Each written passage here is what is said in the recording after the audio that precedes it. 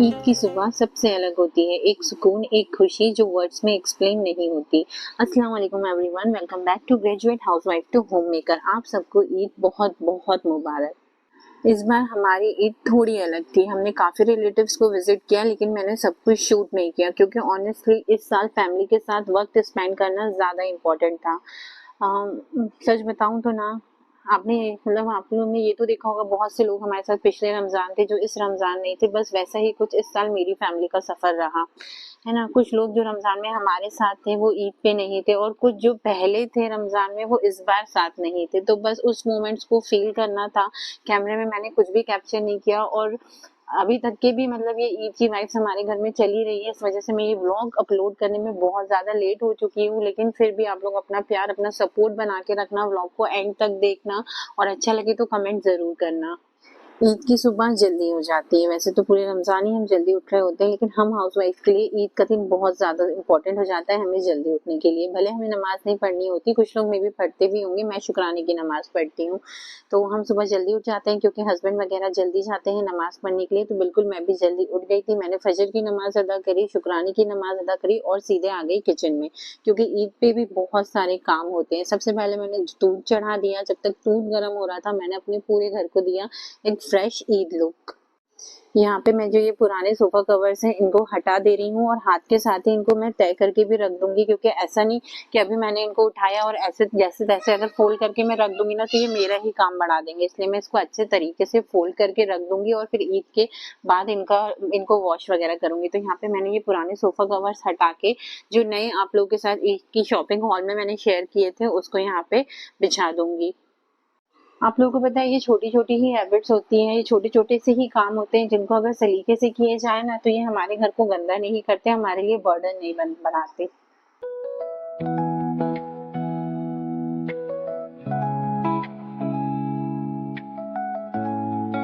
तो ये देखिए, यहाँ पे मैंने पूरे सोफा कवर्स बिछा दिए थे। सीरियसली ये देखने में बहुत प्यारे लग रहे थे। उसके बाद जो कुशन कवर्स थे वो भी मैंने निकाल लिए, और उनको भी कुशन्स पे चढ़ाकर और कुशन्स भी रख दिए। ये सब मैंने वैसे मैं रात में ही कर सकती थी, लेकिन क्या है ना, घर में छोटे-छोटे से बच्चे हैं। अगर मैं ये सारी चीज़ें रात में बिछा के रख देती ना तो वो पूरा खराब कर देते। इसलिए मैंने सामान पहले से निकाल के रख दिया था, और मॉर्निंग में फजर की नमाज़ के बाद मैंने ये सब हटाकर नए जो चीज़ें थी उनको रख दिया था। ये देखिए, यहाँ पे कुशन कवर्स इस तरीके से कुछ ईद पे मैंने ये वाला जो एरिया था इसको अरेंज किया था। बहुत सिंपल है, आई नो कुछ बहुत ज़्यादा मतलब सिंपल है, लेकिन अच्छा लग रहा था। आप लोग को कैसा लग रहा है ज़रूर कमेंट करके बताना। पता है, हर चीज़ ना महँगी हो या बहुत रिच लुक हो ऐसा ज़रूरी नहीं है। जब आप अपने घर को प्यार से सजाते हैं, थोड़ी-थोड़ी चीज़ों से, भले ही सस्ती चीज़ क्यों ना हो, लेकिन जब आप अपनी मेहनत से, अपने प्यार से अपने घर को सजाते हैं ना तो वो घर बहुत खूबसूरत लगता है। तो मैंने ये डिफ्यूज़र लगा दिया, और इसमें एक अच्छी सी वो ऊद की ना कुछ फ्रेगनेंस थी, वो मैंने इसके अंदर डाली। तो मॉर्निंग में जब इसको चालू किया ना तो पूरा घर, मतलब ऑलरेडी ईद की इतनी खुशी थी और ये फ्रेगनेंस से तो और ज़्यादा ही घर में रौनक आ गई थी। अलग ही वाइब, मतलब जो भी घर में एंटर हो रहा था इसकी खुशबू आ रही थी ना तो सबको बहुत अच्छा फील। फिर मैं रेडी हो गई क्योंकि ईद पे रेडी होना तो बनता है, और क्योंकि मुझे किचन में काम होता है मॉर्निंग में, तो मैंने बहुत सिंपल सा कॉटन का सूट बनाया था जो मैंने आप लोग के साथ शेयर भी किया है। और यहाँ पे मैंने ये हल्की फुल्की सी ज्वेलरी ली थी, उसको पहन लिया। देख रहे हैं आप, मेहंदी का कलर देख रहे हैं कितना अच्छा लग रहा है। मुझे मेहंदी का ना बस ये जो ब्राउन शेड होता है यही शेड अच्छा लगता है। बहुत ज्यादा डार्क या बहुत ज्यादा लाइट शेड मुझे मेहंदी का पसंद नहीं है। और भाई मैंने तो ईद पर कश्मीरी चूड़ियाँ बिल्कुल नहीं ली थी। मैंने तो ली थी यहाँ पर ये सिंपल सी मल्टी कलर की बैंगल्स, बहुत लाइट वेट भी थी, दिखने में भी बहुत खूबसूरत थे। इसमें छोटे छोटे से डायमंड्स लगे हुए थे। देख रहे हैं आप, पता है ये वीडियो में इतनी नहीं चमक रही, लेकिन सामने से ये देखने में बहुत ही प्यारी लग रही थी, एकदम नाजुक डेलिकेट सी, बहुत अच्छे लगे। यूजुअली मुझे ना ये बैंगल्स वगैरह पहनना पसंद नहीं है, लेकिन जब मेहंदी वाले हाथ होते हैं तो उसमें बैंगल्स अच्छी लगती है। तो मैंने यहाँ पर ये पहन ली सिंपल सी बैंगल्स, और मैं हो गई रेडी।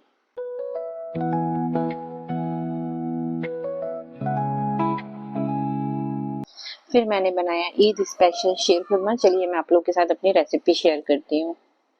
शीरखुरमे में जितने भी इंग्रेडिएंट्स मुझे डालने थे वो मैंने पहले ही निकाल के रख लिए, क्योंकि कई बार क्या होता है ना, हम लोग से मेन टाइम पे ही ना कुछ चीजें मिस हो जाती है, इसलिए मैंने यहाँ पे सब कुछ पहले से निकाल के रख लिया था। तो यहाँ सबसे पहले दूध गर्म हो गया, दूध जैसे ही गर्म हुआ मैंने उसमें डाला घी डाल के मैं इसको थोड़ा सा मिक्स करूंगी। घी मिक्स करने के बाद मैंने इसमें ऐड करी शक्कर ऐड करके फिर मैंने इसको पका लिया। इसको हम थोड़ी देर तक के पकाएंगे और जब ये एक बार अच्छे से पक जाएगा ना, इसके बाद हम इसमें ऐड कर देंगे सारे ड्राई फ्रूट्स।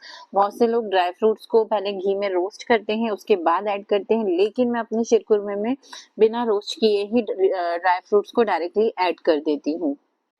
इसी स्टेज पर मैं इसमें इलायची पाउडर भी ऐड कर देती हूँ और फिर सारी चीज़ों को अच्छे से मिक्स करके मैं इसे पकाती हूँ। हमें दूध इतना पकाना है कि जो हमारा दूध है उसकी कंसिस्टेंसी थोड़ी सी थिक हो जाए और ये सारी ही चीज़ें जो है वो आपस में बहुत अच्छे से मिल जाए।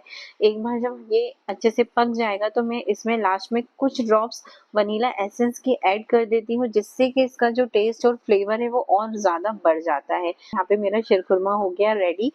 यहाँ एसेंस डालने के बाद मैंने इसे थोड़ा सा और पकाया। फिर मैंने ब्रेकफास्ट में बनाया पोहा, क्योंकि हमारे यहाँ तो भाई बहुत ज़्यादा हैवी ब्रेकफास्ट होता नहीं है, मॉर्निंग में कोई इतना खा ही नहीं पाता। तो यहाँ पे शीरखुरमा रेडी होने के बाद हमारी चाय भी बन रही थी और फिर मैंने बना लिया पोहा। जब तक मैं पोहा बना रही थी तो सब नमाज पढ़कर घर भी आ गए थे। तो यहाँ पर शीरखुरमा और पोहा दोनों हो गए रेडी। फिर मैंने अपने डाइनिंग टेबल पर बिछाया दस्तरखान। ये जो दस्तरखान है ये हाथ से बनाया हुआ दस्तरखान है, इस पे हैंड एम्ब्रॉयडरी करी हुई है, मेरी खाला ने मेरे लिए बनाया था। तो यहाँ पर मैंने ये इसको बिछा दिया, उसके बाद शीरखुरमा निकाल कर सबको सर्व किया।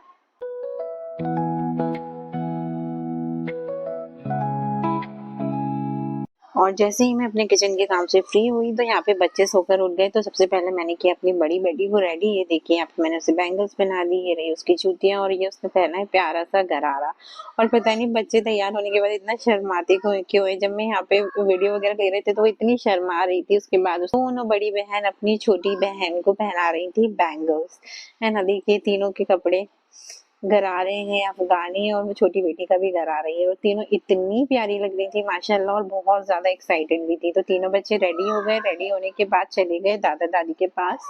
तो यहाँ पे ये तीनों बच्चे जा रहे हैं दादा के पास ईदी लेने के लिए। दादा को सलाम किया, फिर बच्चे जाके बैठे उनके पास। सीरियसली घर में रौनक ना बड़ों के होने से ही होती है, और त्योहारों पे तो अगर बड़े ना हो ना तो फिर त्योहार ही नहीं लगता। तो यहाँ पर ये बच्चे अपने दादा के साथ बैठे हुए ईद एंजॉय कर रहे थे।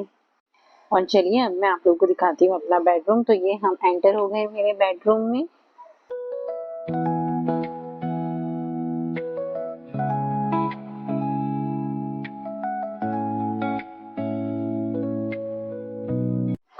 मैंने अपने बेड पर ये पिंक रेशम की बेडशीट बिछाई है। इसके ऊपर ना रेड थ्रेड भी था जो मेरे कर्टन से एग्जैक्टली मैच कर रहा था।